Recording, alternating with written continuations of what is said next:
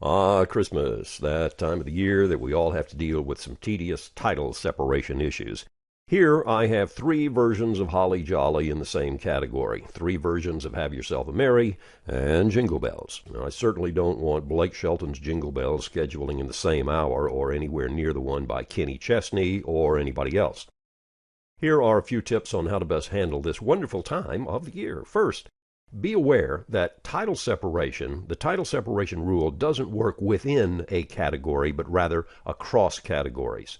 In my Power Christmas category, I can set a 1 hour separation on titles, but if in the card stack I have Santa's Back in Town by Dwight at rank position number 7 and Santa's Back in Town by Kenny at rank position number 8, then the tidal separation rule will not separate them. These two will get scheduled very close to each other. The only thing that would normally prevent that would be an artist separation rule. If there was another different song by Dwight or Kenny scheduled nearby, then that rule would have an effect.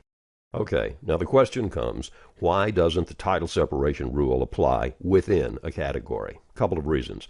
In the early days, long, long ago, we saw too many guys having problems with it. They'd have, say, a current hits category with a turnover of 3 hours and 20 minutes, and then they had set a tidal separation rule at 4 hours, and then we'd get calls saying, hey, I'm getting all these stops for tidal separation in my currents.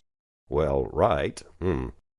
Second, the great majority of formats are playing only one version of any single song, and if they are playing two or more, the different versions are usually not in the same category. And three, if you do have more than one version of a song in a single category, there's a more efficient way to handle it. Here's how that goes. If I'm going to leave these two songs in the same category, then I need to be sure that they are nowhere near each other in rank order. So I click on Kenny, and I hold down the Control key, and I use the down arrow on the keyboard to move him down and away from the Dwight Yoakam version of the song. Since Music One will generally schedule the categories in rank order, if I've got it formatted for, say, 3 Christmas songs an hour, and if I have Kenny Chesney's version 12 or 15 slots away from Dwight, then it'll almost always be 4 to 5 hours separation between these two. If I move the one by Dwight into my Christmas secondary category, then tidal separation would work.